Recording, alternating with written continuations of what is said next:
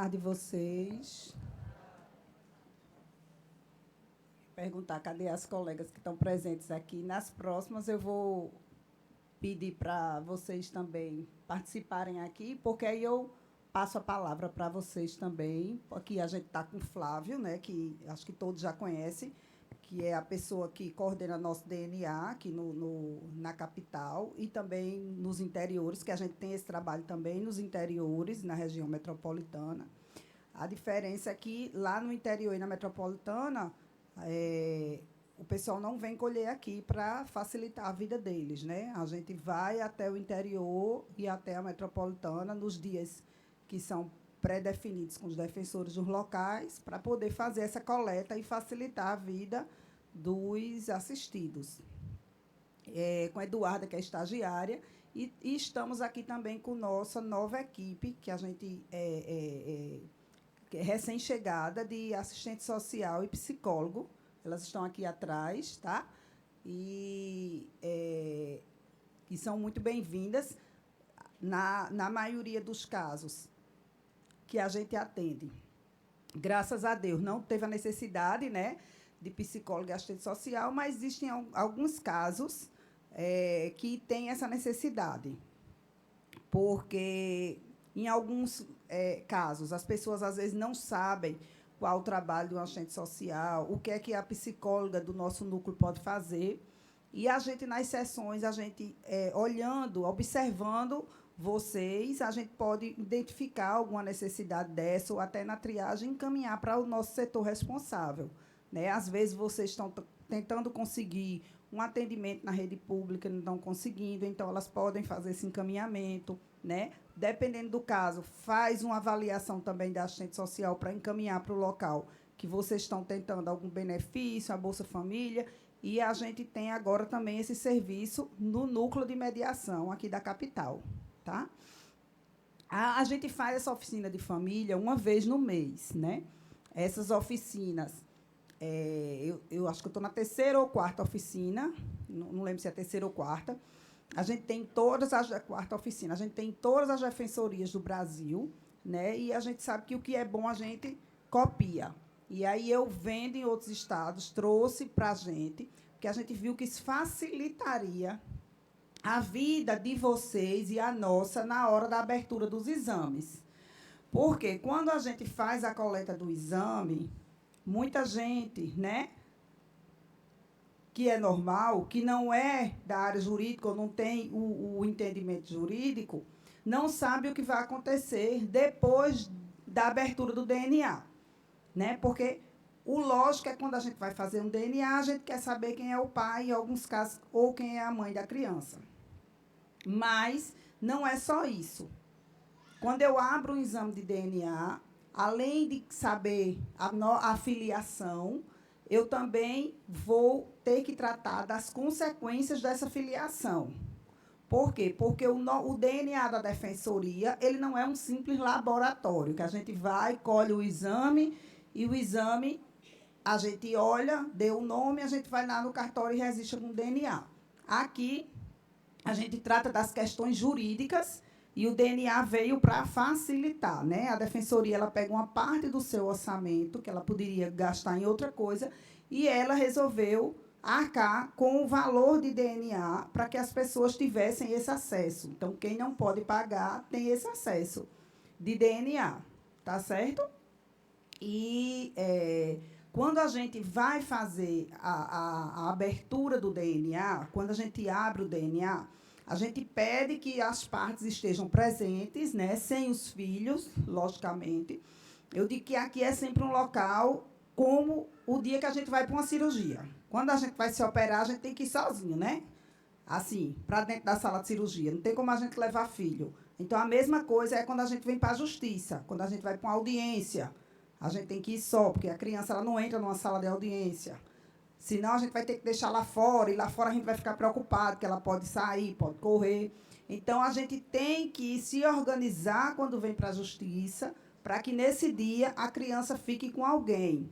Então, como a gente tem um turno da manhã e de tarde de atendimento, a gente sempre pergunta qual o melhor turno, né? De manhã ou à tarde. E se não perguntar, também vocês podem dizer. Isso eu estou dizendo até para outras coisas futuras que vocês tenham. Porque acontece de a pessoa, às vezes, ir para uma audiência no fórum ou aqui, e na hora do atendimento, a criança não puder entrar e você fica preocupada com a criança lá fora. Então, quando for agendar, agenda sempre no turno que tenha com quem deixar, a não ser que seja uma criança bebezinha, que amamenta, a gente realmente fica preocupado de deixar. E a maior preocupação da gente, como é um bebê, ele não vai entender, é para que a criança não ouça as coisas que ela não está pronta ainda para ouvir, certo? É tanto que, se por acaso chega alguma criança, a gente deixa fora da sala, porque ali é algo que é de adulto, né? Então, a gente não deixa a criança tá ouvindo certas coisas. Às vezes, no resultado do exame, o resultado pode dar negativo, né? Você imagina, às vezes, uma pessoa está há 15 anos como pai de alguém e você vai abrir um resultado negativo e o menino está na sala. Isso tem que ser falado de uma forma tranquila para a criança, se for falado. Então, ela não pode ser pega de surpresa, né? Igual quando a gente está suspeitando de uma doença, a gente não vai pegar o filho da gente para ir junto abrir o exame com a gente. Para ele não ver na hora, tem que ser uma coisa que a criança ela possa, depois, digerir da forma que a criança digere, certo? Na hora da sessão, é algo que é feito por adultos, maior de 18 anos. Se a pessoa tiver 18 anos e for ela que esteja querendo saber o pai, que tem muitos casos, 19, 20, aí não, aí é ela que vem. Mas, se for menor de idade, aí quem vem são os pais, e a gente faz essa abertura do exame, né? E depois dessa abertura do exame, a gente vai tratar de quê? De pensão alimentícia. Às vezes, esses casos já estão resolvidos. A gente vai só botar no papel o que já está. Né? Tem gente que chega, não, doutora, eu só estava querendo botar o nome no papel, mas ele já me pagava R$ 200, R$ 300, sei lá quanto. Ele já estava convivendo com o menino. Vai ser só para formalizar. E a gente formaliza tudo. Tudo que a gente faz aqui vai para o fórum. Aqui é para otimizar, para agilizar a vida de vocês. Como a gente sabe que o fórum é muito cheio, tem muito processo, então existem as câmaras na defensoria, nas universidades, que vieram para agilizar o processo. A gente faz o atendimento, tudo que a gente colhe, a gente manda para o fórum, né? No Joana Bezerra, vai lá para o 5º andar, que é o Sejusc, e lá vai para a promotora de justiça. Quando o processo ela vê que está todo certo conforme a lei, aí ela dá um ok, ela dá um parecer positivo e vai para o juiz, e o juiz dá a sentença. A sentença do juiz, ele é de acordo com o acordo que a gente fez. Se tiver dentro da lei, o juiz não vai mudar a sentença. Por quê? Porque aqui é um núcleo de acordo. O núcleo de conciliação é quando há acordo. E quando não há acordo? Aí a gente encaminha vocês com o exame, quando não houve o acordo, para o 6º andar, que é o andar do litigioso. Porque aí a pessoa vai entrar com a ação contra outra pessoa. Entendeu? Então, vamos dizer que o homem queira oferecer R$ 200 e a mulher saiba que ele tem condição de oferecer 500. Aí não teve o acordo.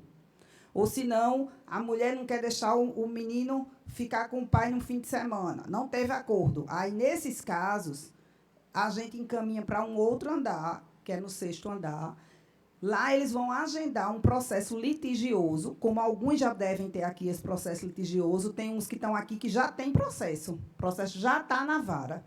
Então, nesses casos, quando os processos já estão na vara, a gente, como o Flávio falou, eu não vou abrir aqui o resultado. Quem vai abrir é o juiz, porque o processo já está na vara. A gente vai abrir aqui os exames das pessoas que o processo iniciou na defensoria e vai terminar aqui. Mas os processos que já tem pessoas que já entraram com o processo litigioso, que está lá na briga na justiça, aí a gente pega esse envelope do jeito que ele está e entrega para a mão do juiz, o juiz abre em audiência com o defensor da vara.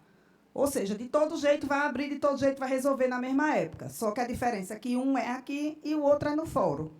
Tá certo? Mas aí vai abrir de todo jeito e vai resolver de todo jeito. A vantagem de fazer um acordo é qual? Quando a gente faz um acordo, só para vocês terem uma ideia, vocês vieram hoje, quando terminar, vocês vão descer, quem não tem processo ainda. Se tiver dúvida se tem ou não, a gente consulta lá embaixo, não tem problema, tá?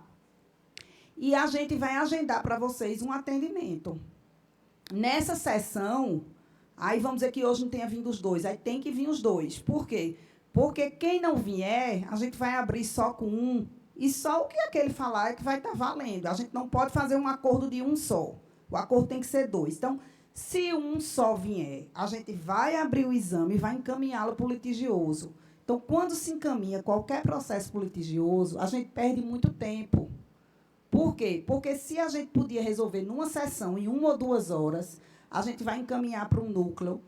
Lá vocês vão fazer o agendamento para o segundo semestre, para ter o primeiro atendimento, para depois o juiz mandar para outra parte contestar, já entra em 2026, para marcar a primeira audiência, que é uma audiência de conciliação dessa, feita no fórum, do mesmo jeitinho que teve. Aí, se não teve acordo aqui, lá também não vai ter. Aí marca uma outra audiência para o juiz definir qual é o certo. Então, a gente só perde tempo. O que a gente podia resolver em uma tarde, em uma sentada, a gente passa 1, 2 anos para resolver a mesma coisa. Chega a gente, às vezes, depois de 3 anos aqui, uma confusão por causa de um menino que ia, que não ia. No final, o juiz decidiu de uma forma que nenhum nem o outro gostou. Aí disse, mas, doutora, eu devia ter feito aquele acordo. Perdi 3 anos de minha vida. Né? Então, a gente foi pensando nisso, nessa agilização, que foram criadas as câmaras de conciliação, porque ela agiliza a vida de vocês. Aqui, quando vocês fizeram o acordo, vocês não precisam mais ir para frente do juiz. Quem vai é só o papel, eletronicamente. Vocês vão lá no fórum só pegar o papel. E o que vocês resolverem aqui já está resolvido, já tem força de lei. A força do papel assinado pelo defensor público, ela tem a mesma força de uma sentença. Mas, para dar ainda mais legitimidade, a gente manda também para o juiz e o promotor assinar. Certo? Mas o que vocês fazem aqui, por exemplo, com relação aos alimentos, vocês já levam na empresa, quem for fichado, e já desconta em folha. Tá? Então, isso era só para falar por cima. A gente vai tratar com vocês dos principais aspectos, né, depois que a gente faz a abertura do DNA. Tá certo? A oficina das famílias, pode passar. É uma educação em direito das famílias para que vocês tomem uma decisão informada. Esclarece sobre a resolução de conflitos por métodos alternativos, né? Porque existem os métodos judiciais, que é entrar na justiça, e existem os métodos alternativos, ou seja, é a mesma coisa de uma doença. Eu estou com uma doença, eu posso me operar, que é logo radical, ou eu posso ficar boa com um método alternativo, com a fisioterapia, só com a medicação, né? Então, se você consegue ficar boa, a mesma coisa, sem precisar ir para a faca, todo mundo prefere. Então, se conseguir fazer um acordo, é sempre melhor do que ter que chegar no juiz. Até porque, quando a gente chega no juiz, nem sempre é a decisão que os dois quiseram. E aqui, quando a gente consegue fechar um acordo, é a decisão que vocês dois tiveram a oportunidade de falar e a gente colocar no papel o que vocês decidiram sobre a vida de vocês e a gente só orientando se realmente aquilo ali está dentro do que a lei diz, porque o juiz vai ver se está tudo certo. Se tiver certo, é igual a prova. Ele dá 10 e a gente só pega o papel. Se tiver errado, ele manda a gente voltar para consertar. Como a gente já tem noção do que é certo e do que é errado, do que ele vai dizer que é certo ou errado, então a gente já faz da forma que não der errado, que vocês já consigam o que vocês querem. Tá certo? E tudo isso sem pagar nada, nem pelo DNA, nem pela sessão e nem nada, porque aqui a gente trabalha igual no hospital público, né? A gente somos defensores públicos, somos advogados que são pagos pelo Estado para atender quem não tem condição de pagar, assim como o DNA também. A família. Existe o relacionamento parental, o filial, que é de filhos, tá? O conjugal e os entre irmãos. São as relações que a gente tem de família. Então, tudo isso é envolvido num relacionamento. Pode passar. O relacionamento conjugal é enquanto casal, os cônjuges entre si. É só esse que acaba. Né? Quando a gente acaba um relacionamento, só acaba o relacionamento entre os cônjuges. O relacionamento que os pais devem manter um com o outro para o apoio, educação e acompanhamento dos filhos é o parental. Então, é esse que a gente luta para que continue. Acaba o conjugal, mas o parental, ou seja, eu continuo sendo pai e mãe. O bom é que consiga. Nem sempre é fácil, e quando a gente separa logo, geralmente é mais difícil acontecer essa relação parental. Mas, depois de um tempo, o ideal e o normal é que a coisa vá se diluindo com o tempo, né? E a gente consiga deixar as mágoas e focar no que importa, que ficou, que foram os filhos, que, na verdade, são os que mais sofrem quando um relacionamento não dá certo. Aí existe o relacionamento filial. É o relacionamento individual de cada cônjuge, ex-cônjuge com os filhos. A gente passa toda essa nomenclatura, porque às vezes são coisas que vocês vão ouvir aqui, ou quem tiver processo no fórum, e não vai entender. Então, se vocês aqui já tiverem, como se diz, uma aulinha, uma noção, vocês vão poder saber discutir o direito de vocês, tendo base já em algo que a gente explicou.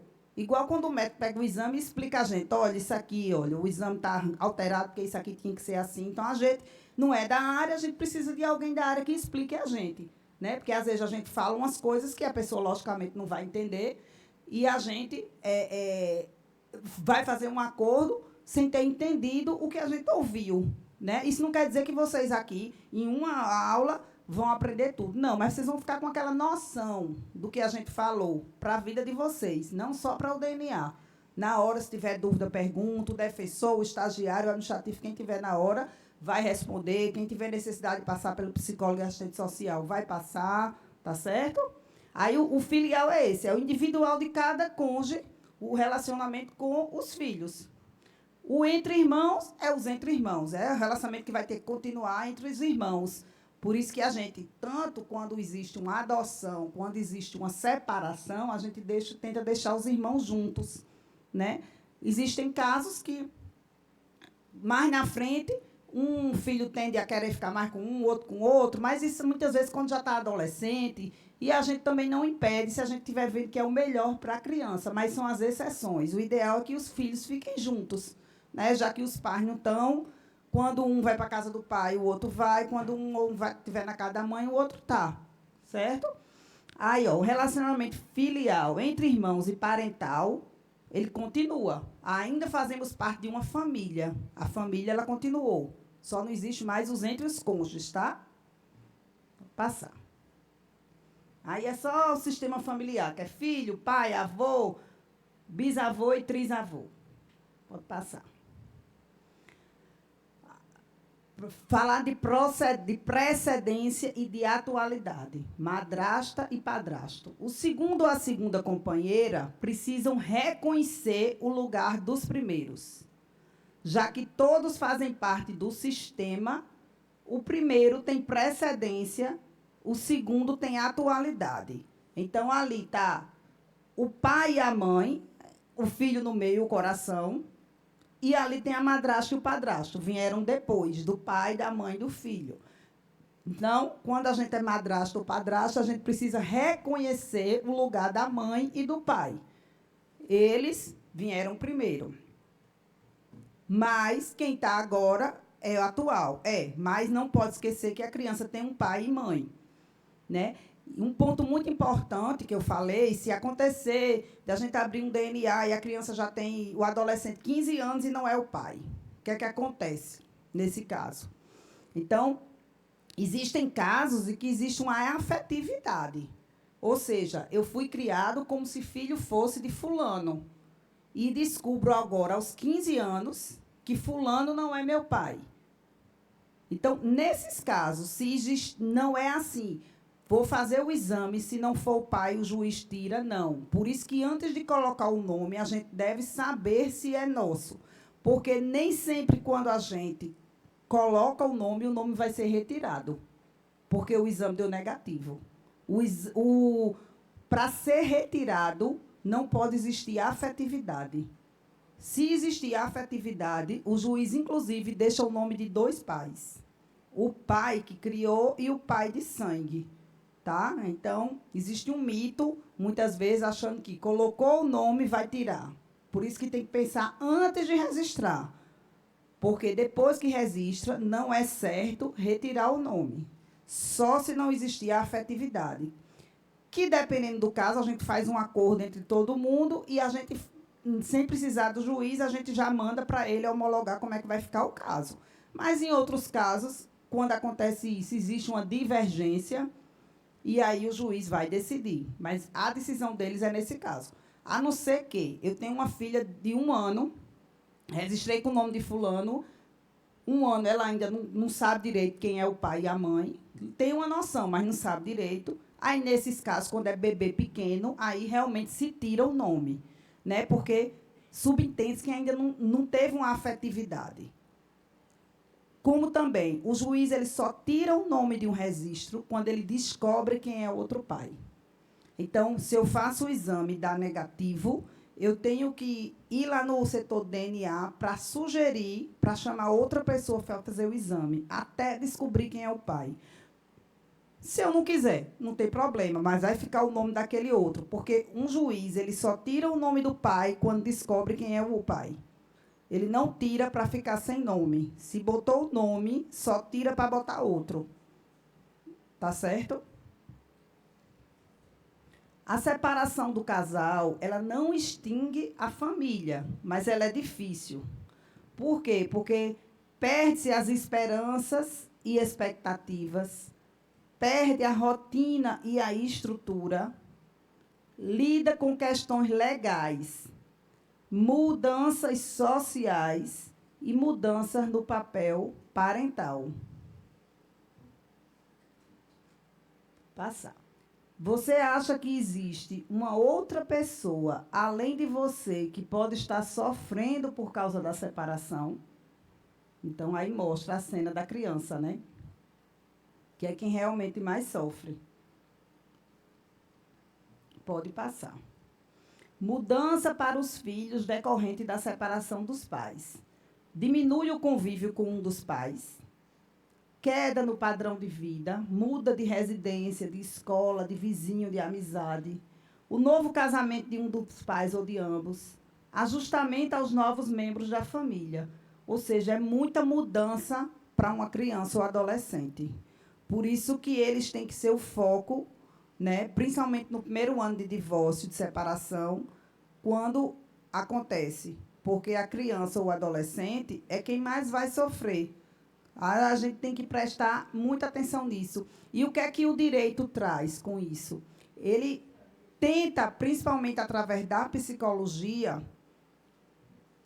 baseado em psicologia, que a guarda ela mudou. Ela mudou de unilateral, que era a guarda antiga, para compartilhada, né? Para diminuir isso, a diminuição do convívio de um dos pais, para que seja a menor possível essa diminuição. Então, o que é a guarda compartilhada? Não é ele ter ir um dia para a casa de um dia para a casa de outro. Isso aí seria a guarda alternada, como existe em alguns países, como a Argentina. Na Argentina, a guarda é alternada. A criança ela vai um dia para a casa de um, outro dia na casa do outro, e assim ela vai seguindo, né? Países como os Estados Unidos, a criança, né, se vê às vezes em algum filme ou série, ela não sai da sua casa. Quem sai são os pais. Cada semana vem um morar naquela casa, né? Porque aí eles têm uma maturidade muito grande para isso, para que a criança ela não saia de casa. Então, quem sai são os pais. Eles saem e vão passar uma semana no canto, a criança fica e entrou o outro, e assim eles vão alternando, né? Mas, no Brasil, a guarda é compartilhada com a residência fixa em um dos lares. Então, a criança ela vai ter um lar de referência, que é o lar do pai ou da mãe, é com quem ela estiver passando mais tempo, mas ela, quando a gente diz que ela tem um lar de referência, é porque ela também tem outro lar, né? Então, ela tem 2 casas, a casa do pai e a casa da mãe. E se ela tiver uma paternidade afetiva, como acontece, tem criança que tem a mãe, o pai, tinha um pai afetivo que também agora separou, então ela também vai ter 3 casas, certo? Lembrando sempre que a gente fala diminuição do convívio, por quê? Porque pai convive, pai não visita.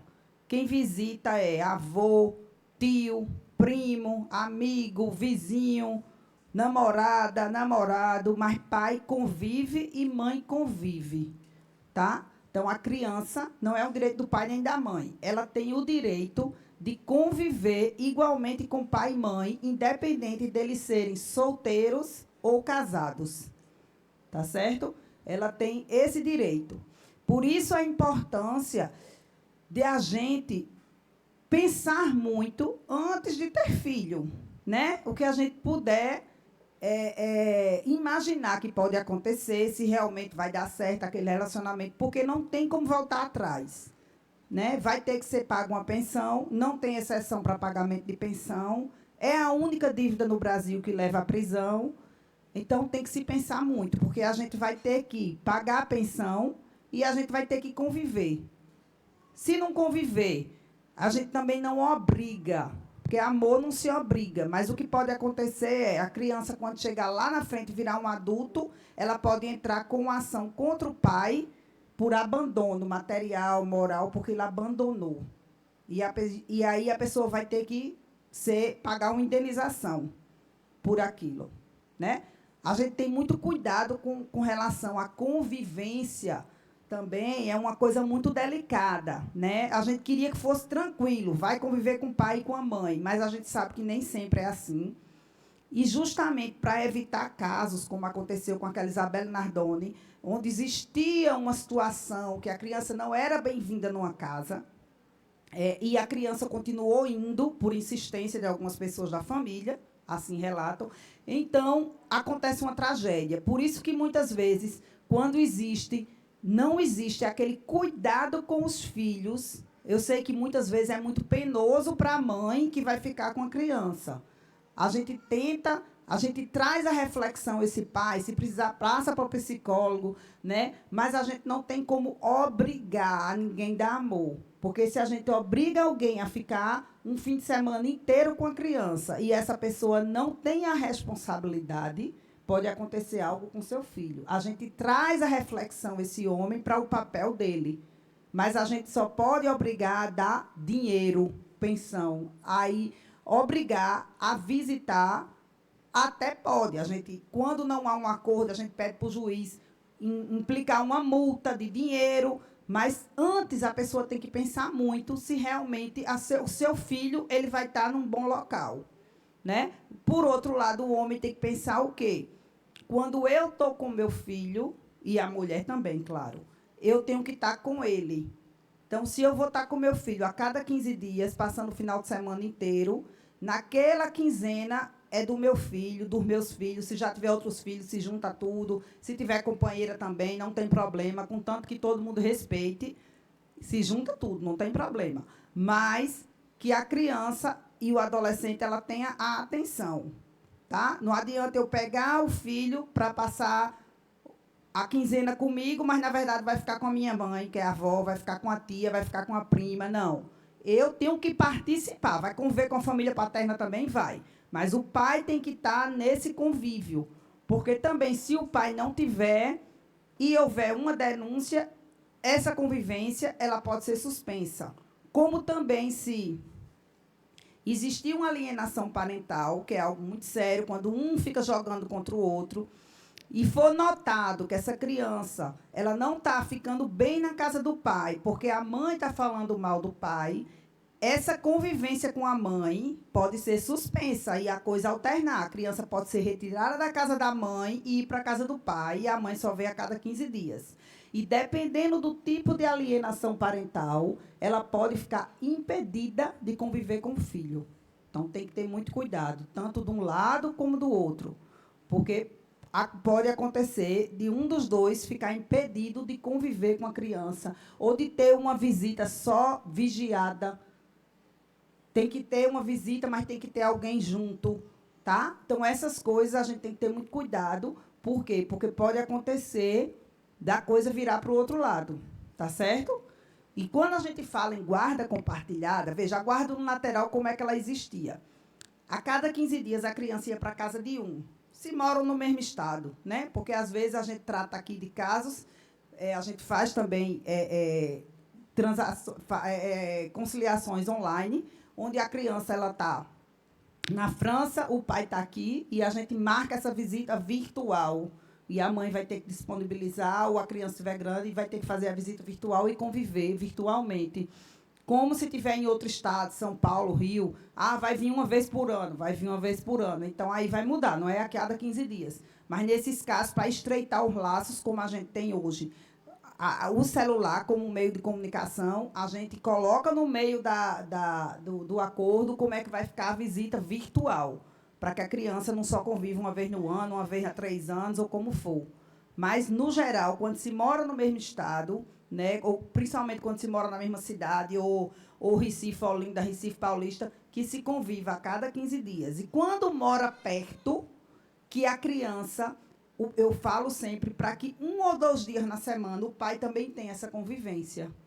Porque a guarda unilateral antiga, ela era a cada 15 dias. A guarda era da mãe e o pai, ele era um mero visitante e pagador de pensão. Ele pagava a pensão e a cada 15 dias ele levava a criança ou ele visitava a criança.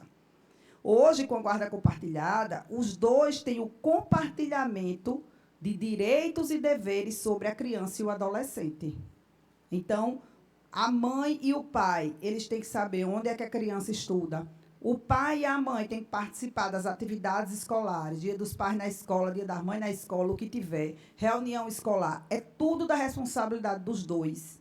Se a criança está doente, tem que levar no médico. Se é uma criança especial, tem que ir para terapias, tem que alternar essas idas, tem que um dia faltar o trabalho, outro dia o outro. Então, tem que ser dividido, compartilhado, guarda compartilhada, a convivência. Tá? E aí ela vai morar na casa de um, a cada 15 dias vai para a casa de outro, e se morar perto, né, porque a gente não tem como exigir também, às vezes um mora muito longe, Recife é uma cidade grande, no interior é mais fácil de você fazer. Se tiver condição, que mais 1 ou 2 dias conviva, pega na escola, dá um passeio numa praça, devolve para casa, ou leva para dormir no dia de semana. Por quê? Porque convivência, ela não se dá a cada 15 dias. Convivência só se dá se a gente estiver convivendo mais dias do que a cada 15 dias. Então, eu sempre peço que fique a cada 15 dias e mais 1 ou 2 dias na semana conviva, tá? Para poder estreitar esses laços com a criança e com a família de quem a criança não tiver, porque também a criança pode estar com o pai só convivendo com a mãe. Viu? Então, a gente tem que prestar muita atenção nisso. A criança ela já vai ter uma queda do padrão de vida. Por isso que a gente tem que, quando a gente vai fazer a pensão, a gente tem que lembrar que a pensão ela não vai dar nem para arcar com as despesas da criança, quanto mais da mãe, como alguns pensam. Né? Então, se hoje uma mãe pegasse a criança e entregasse ao pai e desse a ele 200, 300 reais por mês, ele não ia bancar aquela criança toda. Então, como é que a mãe banca? Não banca. Então, a pensão alimentícia, a gente tenta fazer de tudo para que não haja uma queda do padrão de vida da criança. Por isso que a gente olha um trinômio, a necessidade da criança. A gente pede para vocês preencher uma planilha de despesa, que cada criança ela tem uma característica especial. Tem gente que mora numa casa própria, não paga moradia, tem outros que pagam aluguel, tem criança que tem que pagar uma terapia por fora, tem criança que não tem, e assim vai, de acordo com a vida de vocês. Entendeu? As mudanças que já vão vir também na residência, na escola, na vizinhança, nas amizades. Então, o que a gente puder fazer para que mude menos a vida da criança, a gente faz, para que ela não mude de escola, né? Então, se eu sei que a criança estava pagando uma escola particular, então, e a criança está com a mãe, eu fazer de tudo para que continue estudando naquela escola. Porque, pense, eu estou fazendo pelo meu filho, né? E se eu mexo muito, quanto mais eu mexer com ele que não teve culpa é que vai sofrer mais. Porque os dois certamente vão entrar em outros relacionamentos, aquele relacionamento vai ser passado, mas para a gente que é filho, não tem ex-pai nem ex-mãe. Vão ficar as marcas do que passou. E a gente tem que ter muito cuidado. A gente que é defensor público, a gente atua também na área criminal. Hoje eu atuo só no civil, mas eu trabalhei 6 anos no sistema prisional. E eu posso dizer a vocês que quando a gente conversa com alguém que cometeu crimes bárbaros, a gente entra na cela para conversar com eles, a gente conversa antes do júri, né? Então, a gente vê uma pessoa, que eu digo, como é que foi esse crime? E ele dizer direitinho, sem descer uma lágrima. matei essa, foi assim, assim, aí aquela foi assim. Aí a gente faz uma pergunta: como foi sua infância? Aí a gente vê um homem morrendo de chorar na frente da gente, que a gente tem que dar água para ele continuar falando, né? Então, tem que ter muito cuidado, porque muita coisa veio da infância mal resolvida, veio de um fim de relacionamento mal resolvido, uma falta de convivência paterna ou materna, que vai gerar lá na frente essas consequências. Né? Então, tem que ter muito cuidado, a primeira infância, até 6 anos de idade, a gente vê o que é que vai ficar na cabeça desses meninos, depois até 12 anos, que é quando entra na adolescência e vem o carrego, e vem as consequências, né? E a gente tem que estar junto como pai e mãe, independente de estar separado ou de estar junto. Porque um dia a gente vai prestar conta, né? Do que foi nos dado para criar. Tá? Volta só um pouquinho. O novo casamento de um dos pais ou dos pais. Então, como eu falei, o novo casamento de um dos pais ou dos pais é algo que geralmente acontece depois de um tempo. Ou casamento, ou união estável, namoro. E a gente tem que ter muito cuidado. Por quê? Porque quando a gente se separa, a gente já teve, como se diz assim, uma derrota. É igual como se diz assim, a gente já errou uma vez, já perdeu um jogo. Né? Se perder mais, a gente vai fazer mais gente sofrer. Então, a gente tem que ter muito cuidado na hora de se relacionar de novo, antes de juntar a escova de dente de novo. Por quê? Porque pode vir ver sofrimento para uma outra pessoa, que é a criança. Tá certo? Essa criança, ela vai sofrer se a gente se relaciona, e se a gente acaba, e se a gente se relaciona, e se a gente acaba, e trazendo essas pessoas para morarem dentro de casa. Todo mundo vai se relacionar, mas o que a gente puder adiar disso é melhor para a criança, né? Porque ela vai poder sentir uma segurança de que ela ainda tem o pai e a mãe ali, tá? E por isso que naquele quinzena que a gente está com a criança, a gente procura se dedicar a ela. Na quinzena que a gente está só, por isso que existe ficar cada um fim de semana, a gente vai aproveitar e fazer o que a gente quer, certo? Só uma coisinha, quando a gente acabar aqui, vai ter um lanchinho para vocês lá fora, tá, gente? Nem se preocupem, mas quem quiser tomar água, café ali, tem banheiro ali fora, mas quando terminar vai ter um lanchinho para vocês, tá?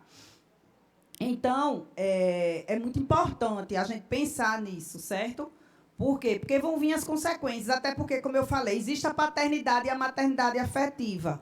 Se eu me envolvo com alguém, vou morar com alguém que já tem filho, e eu me separo, essa pessoa também depois pode entrar na justiça, que eu sou o pai afetivo da filha dela. Então, lá vai ficar eu. Pago 3 pensões de uma, mais uma que eu me envolvi, que tinha 5 filhos, eu vou ter que pagar também. Então, tudo tem consequência, né? E tudo soma. Por quê? Porque o juiz, ele não diminui a pensão, porque eu estou... tipo assim, eu tenho 3 filhos, estou pagando pensão, tenho mais um filho... O juiz não vai diminuir a pensão dos outros porque eu tive mais. Então, é igual um consignado. A gente não pode ter mais filhos achando que vai diminuir. Por quê? Na sentença, o juiz diz o quê? A gente só pode ter quantos filhos a gente possa sustentar. Aí ele não diminui a pensão. É outro mito que as pessoas acham que existe. E como não existe essa diminuição de pensão, a gente tem que pensar antes de ter, né? Porque hoje tem muito medo da gente se proteger, para a gente não ter mais filhos do que a gente possa sustentar. Tá certo? O ajustamento aos novos membros da família. Por quê? São membros que vão ter que se ajustar. A gente vai ter que, nossa criança vai ter que se ajustar a avós de um lado, a avós que vão vir dessa paternidade afetiva ou maternidade, a tios, a primos. Aí a gente tem que ter o quê? Um cuidado maior até essa criança achar o lugar dela nisso tudo, certo? Sabendo que a criança, ela tem o direito de participar das novas famílias do mesmo jeito. Não existe assim, meu filho, eu não quero que vá para outra casa, porque lá a minha mulher ou meu marido já tem um novo relacionamento. Não, isso não impede a convivência, tá? Isso não impede. Contanto que você tenha a consciência de dar atenção e manter a criança como se diz assim, longe de perigo. Eu não vou pegar uma criança para, no fim de semana, eu levar ela para bar, eu levar ela para uma farra. Por quê? Porque não é o lugar de criança. Então, se acontecem essas coisas, a gente pode perder o convívio, a gente pode ter que pagar uma multa na justiça, porque fez algo que não poderia. Tá? Então, tem que pensar muito bem também, certo? Quando a gente convive, é por isso que o nome hoje em dia é convivência. E a gente sempre pergunta os melhores dias. Por quê? Para que seja bom para vocês. Tá? O dia. Tem casal que é melhor esse casal ir da sexta de noite até o domingo de noite. Tem outros que é melhor ir do sábado até a segunda de manhã. Tem outros que trabalham o fim de semana inteiro, só folga na segunda. E a gente vai conversar isso na sessão e fazer de uma forma que seja bom para todo mundo. Porque não adianta eu mandar a criança para a casa de um pai no domingo, se no domingo ele trabalha. Tá? Então, ela vai no dia que a pessoa vai poder conviver. Como também é o contrário. Para vocês verem, quando não há acordo que a gente manda para o juiz vai analisar o que é melhor para a criança. Porque pode existir um caso de a mãe trabalhar a semana toda e o fim de semana, e o pai está em casa porque está num trabalho online ou está desempregado. Então, nesse caso, às vezes é melhor a criança ficar com o pai do que com o terceiro e a mãe convivendo a cada 15 dias e mais 2 vezes na semana pegando a criança. Ou passa o dia na casa do pai que está trabalhando em casa e a mãe pega de 5 da tarde. Então, existem várias formas de convivência, certo? Por isso que é caso a caso, porque cada um tem sua realidade, tá? Tem gente que chega aqui que é caminhoneiro. Eu só venho em Recife a cada 3 meses. Como é que eu posso dizer que a cada 15 dias ele vai pegar, se ele não está aqui? Não vai. Agora, tem casos que a pessoa diz, olha, ele não vai pegar, mas a minha mãe, que é a avó da criança, tem a criança como filho. Aí a gente pode incluir, vai pegar a cada 15 dias, só que nessa quinzena, por ele estar viajando, vai ser a avó. Pode, não tem problema. Certo? Por isso que é caso a caso. Não tem, assim, uma regra. Você pode ouvir de uma pessoa, eita, ó, a visita de fulano ficou a cada 15 dias, fulano só vai ver a cada 3 meses. Mas tem que ver o que foi dito lá, como foi que foi conversado. Né? Já tem gente que todo dia o pai vai pegar, porque foi conversado e os dois aceitaram assim. Ou não foi conversado. Teve uma briga e quando passou para o juiz já achou que era melhor assim. Porque quando não chega à conclusão, o juiz passa para uma equipe psicossocial do fórum, assistente social e psicólogo, que eles vão analisar o que é que a criança acha melhor. Tá certo? Aí, como os pais, eles arrastam os filhos para os conflitos. Como é que a gente arrasta sem nem sentir? Brigando na frente dos filhos, falando mal um do outro na frente dos filhos, usam os filhos como mensageiros, usam os filhos como espiões, usam os filhos para se vingar um do outro. Então, veja, brigar na frente dos filhos, a gente sabe que no começo é inevitável, porque muitas vezes, quando acabou um relacionamento, é porque tinha briga. Acontece de não ter, lógico. Mas a gente tentar, depois que já separou, se for brigar, não brigar na frente dos filhos. Por quê? Para que eles não sofram mais. A gente se colocar no lugar do filho. Se fosse meu pai e minha mãe, o que é que eu ia querer? Né? Que eles fossem viver a vida deles e não brigassem mais na minha frente. Porque é sofrido para quem não pode resolver. Se você estiver aqui e um filho seu for brigar com a mulher, é sofrido para você, então a gente não fazer isso, porque a criança vai sofrer mais. E a gente é que é o adulto da relação. Então, se já acabou, acabou, tá? Falar mal um do outro na frente dos filhos. Eu sei que quando acaba tem muita mágoa. A vontade que dá é a pessoa falar mal para os filhos. Mas não fale mal na frente dele, não. Encontre com uma amiga, vá conversar com a sua mãe, vá conversar com um psicólogo, converse com qualquer pessoa, mas não com a criança. Não vamos fazer com que a criança tome partido, porque isso vai reverberar lá na frente na vida dela. Para que ela não precise escolher entre o que é que você prefere, seu pai e sua mãe. Isso nunca deve ser perguntado, nem diretamente. Porque ela tem que ter o pai e a mãe como referência. Quem tem pai e mãe como referência vai ter uma saúde mental melhor e vai dar menos trabalho para a gente mesmo lá no futuro. Então, a gente está construindo o nosso futuro. Né? Se a gente vai querer um pai, uns filhos que vão ser independentes, quando completar 20 e poucos anos, ele já vai viver a vida dele, ou se a gente vai ter um filho que vai completar 80 anos dando trabalho. Então, muitas vezes, veio ali da infância e da falta de resolução, de tato que a gente não teve lá naquela separação. Aí, ó, usar os filhos como espiões, né, e como mensageiro. Né? A gente tem um celular, que muitas vezes antigamente não se tinha. Então, tá usando o filho como mensageiro, diga a seu pai que paga a pensão, diga a sua mãe que eu vou lhe pegar, que se eu não lhe pegar, eu vou botar na justiça. Né? Não é assim. A gente quiser falar isso, a gente fala com ele diretamente ou através de terceiros, mas não através dos filhos. O que é que pode acontecer? Quando o menino tiver maior, 12, 13 anos, lógico que a gente pode dizer, olha, avisa a tua mãe que eu não vou poder pegar na sexta de 6 da noite, como eu informei, só vou te pegar de 8. Pergunta à tua mãe se tem problema a gente trocar esse sábado. Porque, vejam, trocas vão existir. Porque a vida da gente, por exemplo, se hoje a criança era para estar comigo e eu tenho... você tem um aniversário de criança para levar a criança. Não custa nada eu trocar com o pai. O pai levar para esse aniversário que ele tem de um sobrinho, de um primo, ou uma viagem que ele tem para fazer, vai para a praia, e eu pegar outro. Né? Então, a criança ela vai ter, além das quinzenas, ela tem os fins de semana alternados, ela tem os feriados alternados. Passa Natal com um, Ano Novo com outro, no outro ano alterna. Ela vai ter Carnaval passa com um, Semana Santa passa com outro, e vai alternando feriados. A gente tem que ficar com os feriados alternados, para que a criança ela possa ter esse direito a ficar com o pai e com a mãe nos feriados, porque isso faz parte da nossa memória. O Natal que eu passei com minha mãe, o Carnaval que eu passei com meu pai, o Dia das Crianças que eu fui num parque com minha mãe, o Dia das Crianças que eu fui no circo com meu pai. Então, a gente precisa criar uma memória afetiva. E a memória afetiva vem de datas significativas. Dia do aniversário nosso, ele passa com a gente, aniversário da outra parte, Dia dos Pais com o pai, Dia das Mães com as mães. Outra coisa importante, como a criança tem 2 casas, ela precisa ter na casa dos 2 as coisinhas dela. Ela não precisa sair de bolsa para um lado e para o outro. Então, a criança, ela na casa do pai, ela tem as roupas, remédio, tem tudo. E na casa da mãe, ela tem tudo. Certo? Quem não tem, de imediato, vai organizando aos poucos, para que ela sinta que ela tem 2 casas. Ela não precisa estar levando tudo. Então, vai passar Natal com o pai providencia a roupa, o sapato, tudo. Vai passar Ano Novo com a mãe providencia. E assim vai, certo?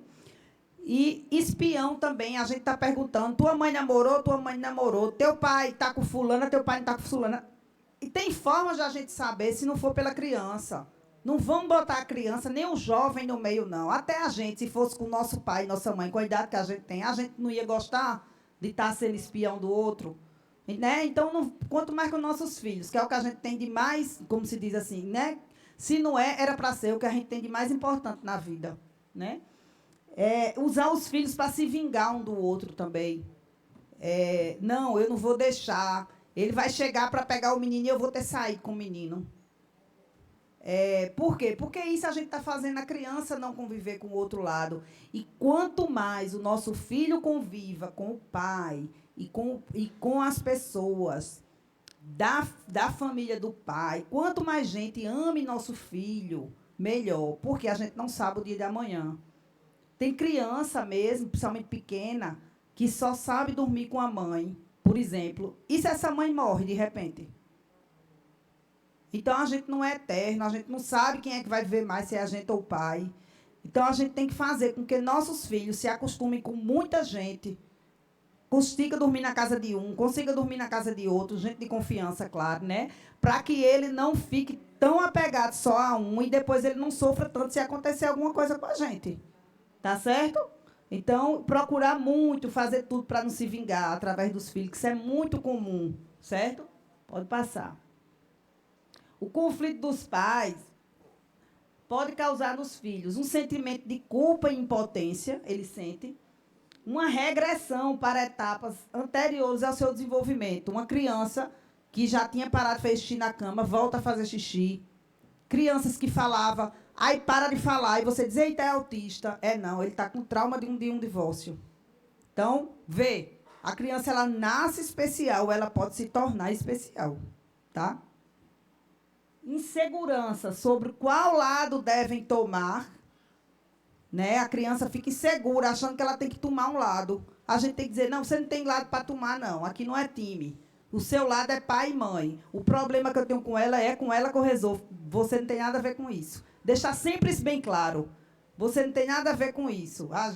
Tanto eu quanto sua mãe, a gente gosta de você. Mesmo se eu souber que o homem não gosta do meu filho como eu gosto, mas eu digo. Mesmo se eu souber que a mãe não está nem aí, mas eu digo. Porque aquilo vai fazer bem para a criança ouvir isso.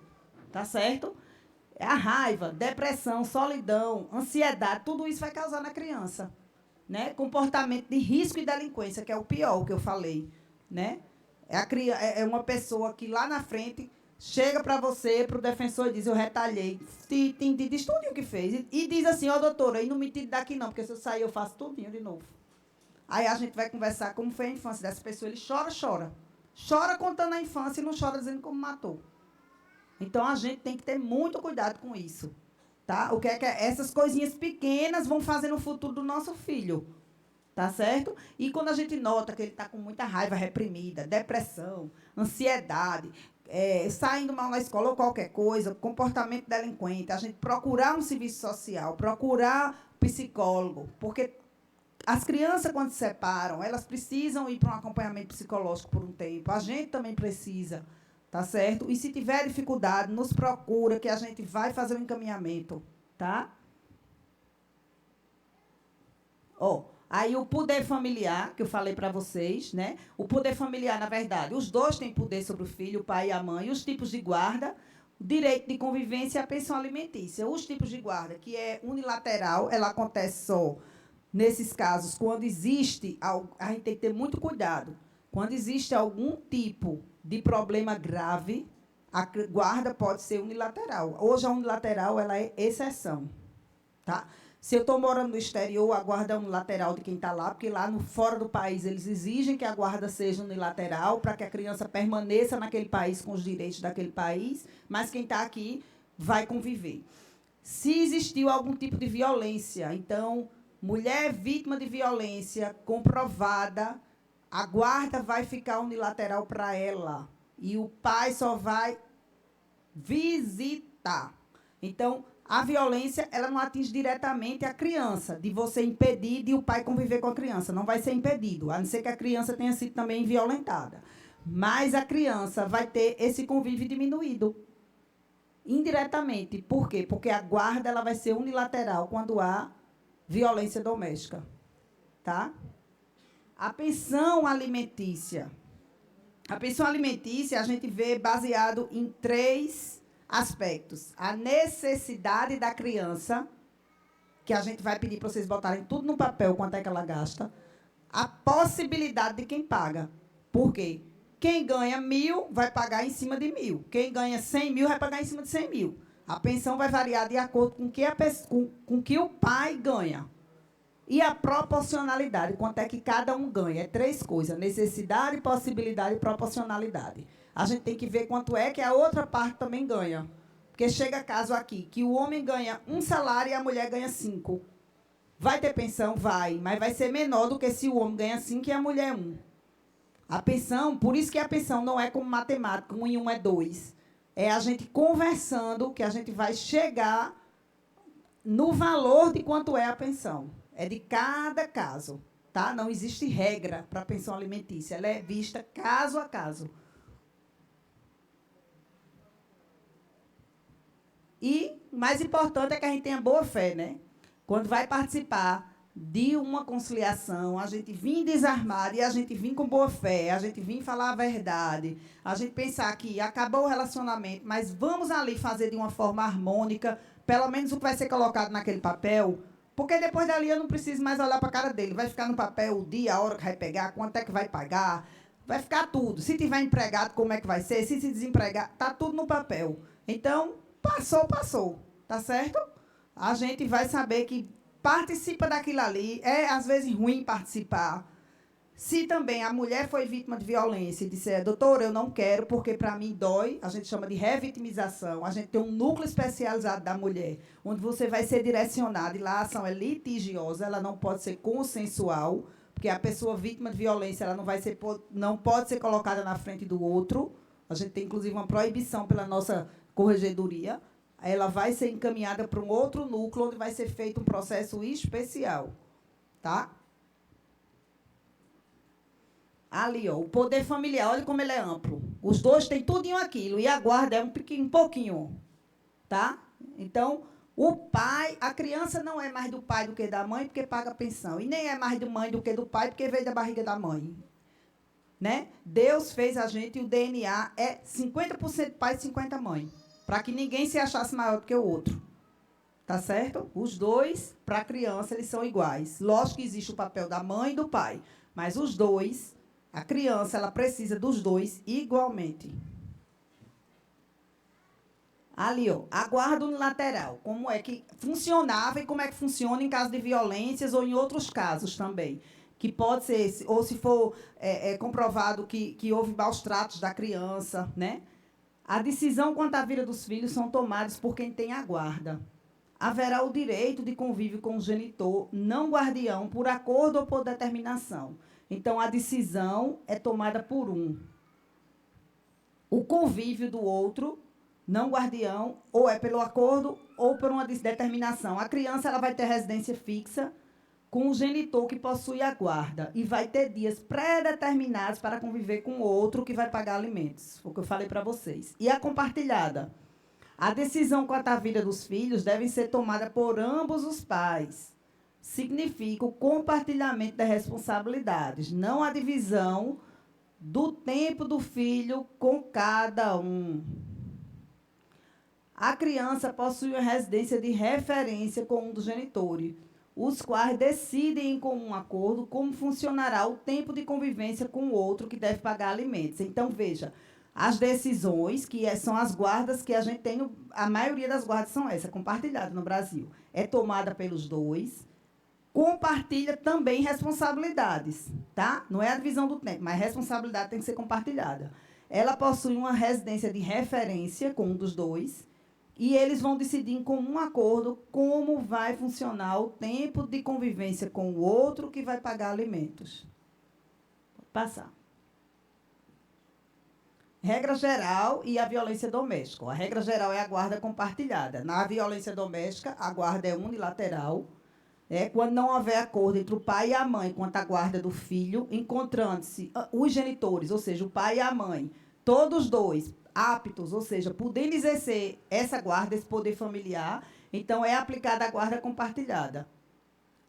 Então, se não tiver um acordo também, o juiz vai dizer, vai ser compartilhada. A não ser se um dos dois disser ao juiz que não deseja a guarda da criança, foi o que eu falei. Ninguém obriga. Ou adolescente. Ou quando houver algum elemento que evidencie a possibilidade de risco de violência doméstica ou familiar. Então, se um dos dois disser, eu não quero a guarda, o juiz não dá. Se o outro disser também, está havendo violência e for comprovada a violência, né? A gente tem que ter cuidado também, tem que ser comprovada. Também a gente não vai ter a guarda compartilhada, vai ser no lateral. Mas são exceções, tá? Para que serve a pensão? Então, o nome é pensão alimentícia, mas nela vai estar incluído um percentual para alimentação, educação, saúde, vestuário, transporte, água, luz, residência, internet, atividades extraescolares. O que a criança tem que ser incluído, um percentual, a gente tem que ver quanto é que cada um ganha e faz uma continha para que cada um vá arcar de acordo com a sua possibilidade, tá? Pode passar. Quem arca com os gastos extras e com lazer? Pode passar. Certo? Então, quem é que arca? Tudo isso a gente bota lá também, na planilha. Lazer, quanto é que a gente gasta mais ou menos com lazer? Né? Então, por isso que eu digo, às vezes a pessoa pensa que a pensão vai ser muito. A pensão ela é sempre muito para quem paga e pouco para quem recebe. Porque imagina você retirar de estudinho e ter que dar conta de estudo. A gente sabe que é muito teórico, que, na verdade, quando a gente paga a alimentação hoje em dia, não sobra mais quase nada, ou nada. Tá? Concordem sobre o dinheiro, não desejam que um tenha muito e o outro pouco, porque quanto mais os dois ganharem, melhor é para o filho, tá? Tem de ser bom para os dois, assim poderei ficar à vontade com ambos. Então, para a criança, se os dois tiverem uma renda, melhor, né? Porque a criança, a gente não vai poder também depender só de pensão, que pensão é hoje, não é amanhã. A gente tem que procurar sair para o mercado de trabalho, ter um sustento, para que a pensão seja o quê? Seja um complemento para que a criança possa ter uma vida estruturada. Aí, como calcular a necessidade da sua criança ou adolescente? Pode passar.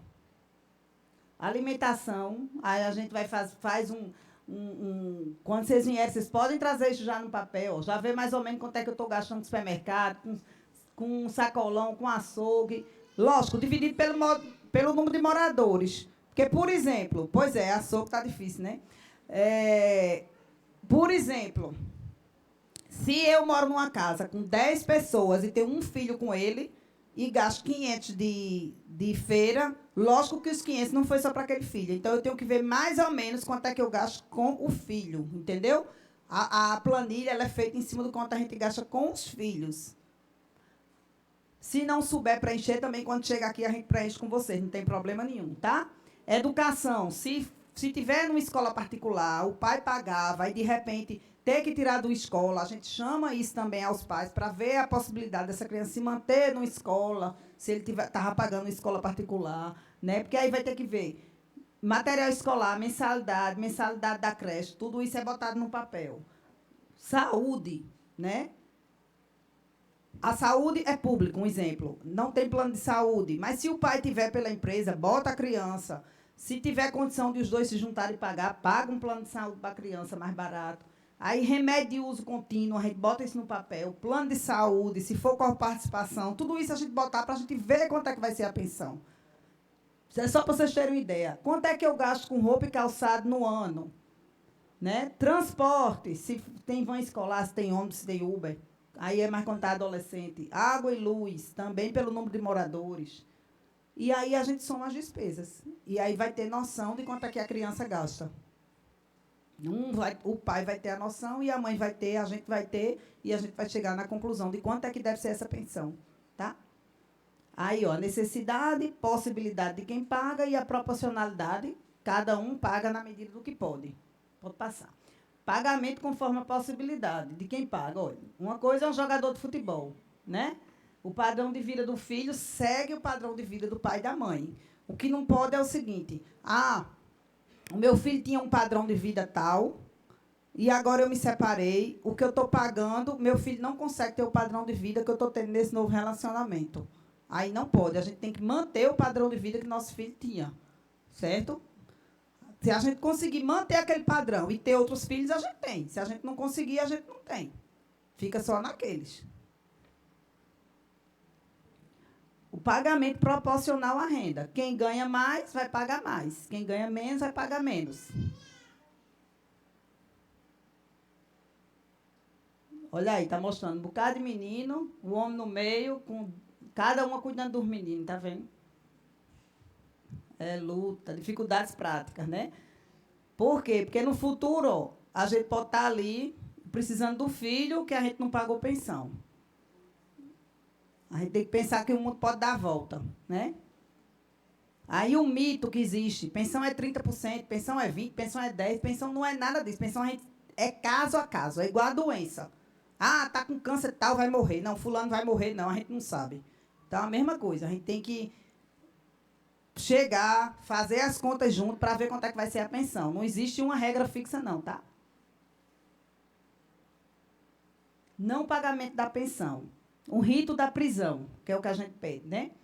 O juiz vai mandar pagar as 3 parcelas que venceram, então, e as que se vencerem no curso do processo. A gente pede que, se atrasar um mês, já nos procure. Porque, antigamente, o juiz mandava prender com 3 meses de atraso. Hoje, já manda prender com 1. Tá? E a gente sabe que é a única prisão certa no Brasil. Se matar e roubar, não é certeza. Mas pensão alimentícia é certeza. As outras não são, não. Prisão, ela também não quita a dívida, viu? Se for presa, a dívida continua. Sai e depois vai preso de novo, se não tiver pago. O rito da penhora. Penhora bens para quitar a dívida.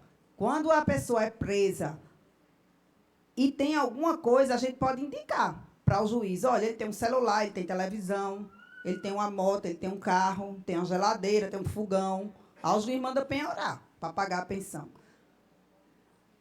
escreve o nome no cadastro de inadimplentes como Serasa, suspende CNH, pode suspender passaporte, pode suspender conta em banco, tá? Protestar a título, certo? Então, tudo isso pode ser feito. Pode atingir, inclusive, a FGTS, tá? A gente informando que está devendo. Então, a convivência. Livre, dias e horários determinados, com violência doméstica tem que ter o auxílio de terceiro. Certo? Então, livre ou com dia e horário determinado. É que geralmente a gente faz, certo? A gente, às vezes, bota o dia e horário lá só para ficar certinho, mas quando vocês moram na mesma comunidade, o ideal é que a criança ela vá para um lado, venha para o outro, quanto mais ela quiser, para que ela possa sentir que tem duas casas. Tá? Pode passar. Não me passem ao outro na porta da casa como um pacote. Convidem um outro para um breve instante para entrar e conversar sobre como podem ajudar a facilitar a minha vida. Quando me vierem buscar ou levar de volta, deixe-me um breve instante com vocês dois. Isso aí a gente sabe que não é possível em muitos casos, na maioria. Mas se fosse, seria o ideal. Né? Divórcio e dissolução de união estável. Porque divórcio é se você era casado no papel. Dissolução de união estável se você não tinha papel. Aliás, tinha papel, mas não era de casamento, era de união estável. Tá?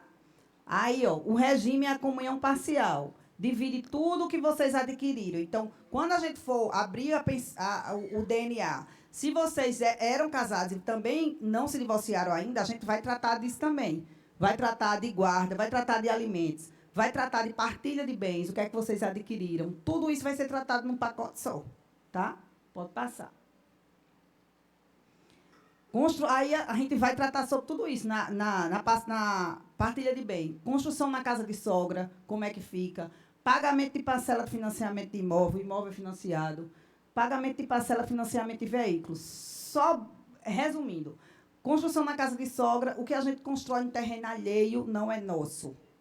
Tá? Se eu botar meus móveis aqui nessa sala da defensoria e eu quiser sair, eu vou ter direito só a metade do que eu coloquei aqui. Mas as paredes, vamos dizer, isso aqui valia 30 mil. E eu botei aqui mais 10 mil. O que é que eu vou ter direito? Eu vou ter direito a 5 mil dos 10 mil que eu botei ali. E o meu ex-marido, 5 mil. Mas o terreno em si, como não era meu, eu não tenho direito à divisão. Agora, eu tenho direito às benfeitorias. Eu recebi da minha ex-sogra só o terreno, a gente construiu tudo. Traz no papel quanto é que valia, para a gente ver quanto é que vai ser, cada um vai ficar com a metade. Porque tem gente que construiu tudo e tem gente que recebeu uma casa pronta, só botou uma porta. Né? Aí vai dividir só a porta. Mas tem gente que pegou do zero. Por isso que cada caso é um caso. Tá? É só para vocês terem uma ideia. Se tiver parcelamento de imóvel ou de veículo, também como é que funciona? Eu tenho uma casa financiada 30 anos pela Caixa. Enquanto a gente estava junto, a gente pagou 10 anos. Falta 20. Nesses 10 anos, quanto é que foi? Foi 10 mil que eu paguei. Quanto é que eu devo a ele? 5 mil. Não é do financiamento todo. Quem continuar no imóvel vai continuar pagando. Eu vou ter que indenizar o outro, como qualquer sociedade que a gente faça, da metade do que os dois pagaram. Mesma coisa de um veículo. Mas isso, muitas vezes, quando a gente está junto, a gente faz um acordo. Por exemplo, olha, eu quero ficar com a moto, porque eu faço Uber com a moto, e aí vou dar mais uma partezinha da casa a ela, vou dar mais tanto por mês. Isso, na hora, a gente junta o bolo todo, como se diz, e faz um acordo, entendeu? Não é obrigado a ser dessa forma, não. Aí, ó, por que participar de uma sessão de conciliação? O conflito familiar ele pode ser resolvido aqui na Defensoria de forma rápida. Na sessão de conciliador, o conciliador ajudará vocês a explorarem formas de convivência melhor em um novo modelo de família. As decisões para a sua família são tomadas por vocês. E a sessão é acompanhada por defensor público, que prestarão o auxílio necessário para que vocês possam buscar uma solução consensual e afetiva. A solução do conflito de forma extrajudicial é menos dolorosa para as pessoas envolvidas e é uma oportunidade para o entendimento. O foco é no restabelecimento do diálogo, da estabilização da família e na paz nas relações. Os dois vão ter a oportunidade de falar livremente sobre suas preocupações e interesses na hora da conciliação. Como regra, a mediação é mais rápida, é mais flexível, é mais eficaz do que um processo judicial. Os agendamentos estão sendo feitos para o mês seguinte ou no mesmo mês, em que há a entrega dos documentos. Para agendamento da sessão, a lista de documentos é mais simples. Por exemplo, quando a gente vai fazer uma ação na justiça mesmo, tem muito mais documento que a gente precisa apresentar do que para a gente fazer uma sessão de conciliação, que praticamente são os documentos pessoais, que às vezes a gente até já está, só falta o registro do menino. Tá? A ação ela pode levar anos, ao passo que, se o acordo for possível, em cerca de 2 meses, a situação já está resolvida. Ou seja, se resolve na hora, mas em no máximo 2 meses você recebe o papel do juiz já com a sentença. Tá? Mas o que for feito aqui já está resolvido na hora. E aí a gente agradece a vocês,